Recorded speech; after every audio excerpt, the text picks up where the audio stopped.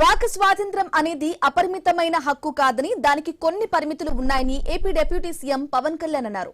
ఒకరి హక్కులను మరొకరు ఉల్లంఘించే స్థాయికి వాక్ స్వాతంత్రం వెళ్లినప్పుడు చట్టపరమైన చర్యలు తప్పవని పవన్ హెచ్చరించారు.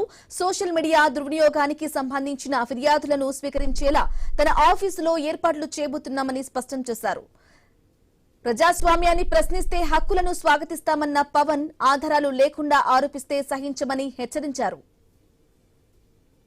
Freedom of speech does not mean freedom to abuse. ప్రభుత్వాన్ని విమర్శించే హక్కు మీకుంది,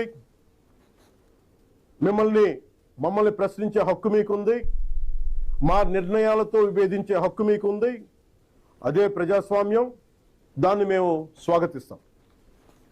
కానీ ఒకరిని తిట్టడం, డెత్ థ్రెట్స్ ఇవ్వడం, ఆధారాలు లేకుండా ఆరోపణలు చేయడం, మహిళలను టార్గెట్ చేయడం, మత విశ్వాసాలను అవమానించడం, ఒక వ్యక్తి గౌరవాన్ని దెబ్బతీయడం, హింసకు ప్రేరేపించడం, ఇవన్నీ రాజ్యాంగం కల్పించిన స్వేచ్ఛలోకి రావు.